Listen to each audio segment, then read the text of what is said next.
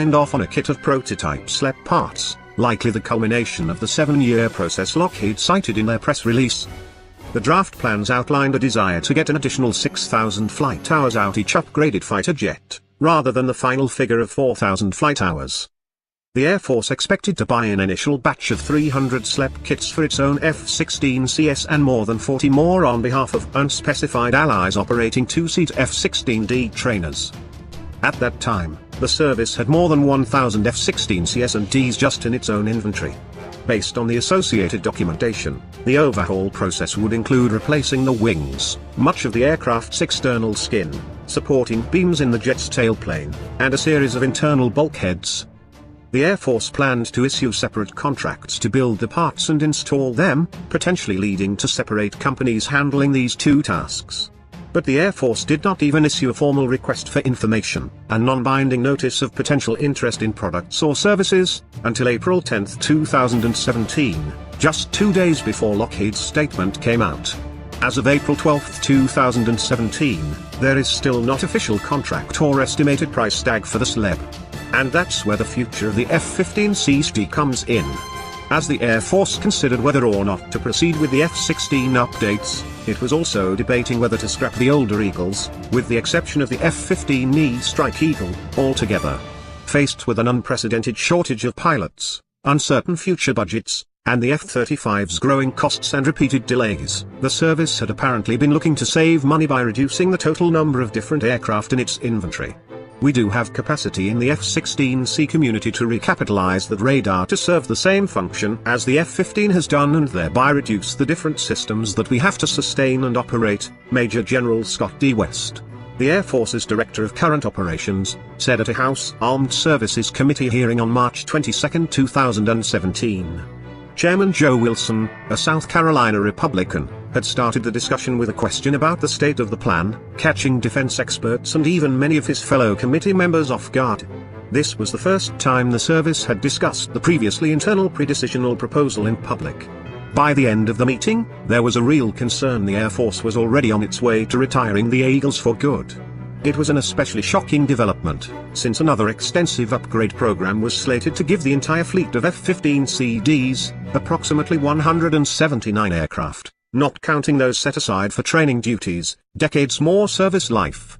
A number of the jets had already received fast scanning, state-of-the-art and APG-63V3 active electronically scanned array, ASA, radars as part of an earlier refit program. The Air Force insists it hasn't made a final decision on the plan. If it did decide to retire the Eagles, that probably wouldn't begin until sometime in the mid-2020s, either. We're looking at all options all the time because until we get a budget, it's really hard to plan, Air Force Chief of Staff General David Goldfein told reporters during a talk at the Heritage Foundation think tank on April 12, 2017. I actually haven't made a decision on any of the aircraft. We're going to keep the F-15C around at least until 2020. However, if cost is the major factor, an Air Force decision to finally go ahead with a SLEP for its F-16CDs could indicate the service was leaning toward gutting the Eagle fleet or might just help push it in that direction. Based on what has happened in the past, spending money on F-16 improvements could easily mean cuts to funds for F-15 updates. The Eagles are due for a massive, costly overhaul themselves, which could add even more impetus for sending them to the boneyard. A SLEP for the F-15CDs would likely include needing to replace each aircraft's entire center fuselage section, the wings, and numerous other components. The final cost of such a proposal could be between $30 and $40 million per aircraft, Air Force General Mike Holmes, head of Air Combat Command, told Aviation Week at the end of March 2017. In August 2016, Boeing received more than $250 million just to stress test both F-15CD and F-15E aircraft in order to figure out exactly what sections might fail and when. In the Air Force, we need capacity, because we're in hide and mound, whether you want to talk about what we're doing in the Middle East or whether you want to talk about what we're doing in the Korean Peninsula, or what we're doing forward in Europe, Goldfein said. The way I look at it is not going to be about this platform versus that platform. It's going to be how do we network these capabilities together to be able to do the mission that the nation is asking us to do. Most importantly, to at all match the F-15C's air-to-air capabilities, the F-16CS would need their own ASA radar.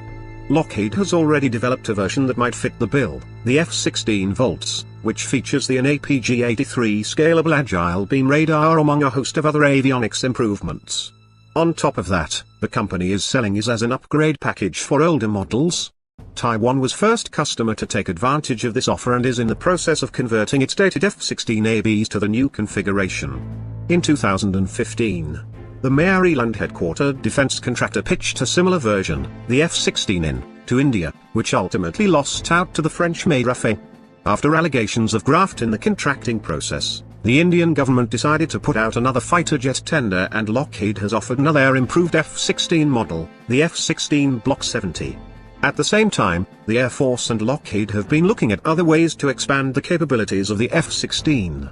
On April 10, 2017, Lockheed issued another press release announcing they had cooperated with the Air Force Research Laboratory, the Air Force Test Pilot School, and defense contractor Calspan Corporation, which operates the unique F-16 Variable Stability in-Flight Simulator Test Aircraft, VISTA, to evaluate an unmanned Viper as a drone wingman.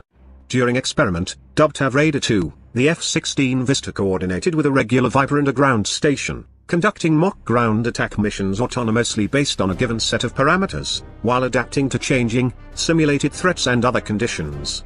Whether it's a drone F-16 or another unmanned combat air vehicle, UCAF, this so-called manned-unmanned teaming could help alleviate the Air Force's pilot shortage. The Air Force has said it eventually wants this capability for its F-35 as well. Ultimately, both the Air Force and Lockheed remain focused on getting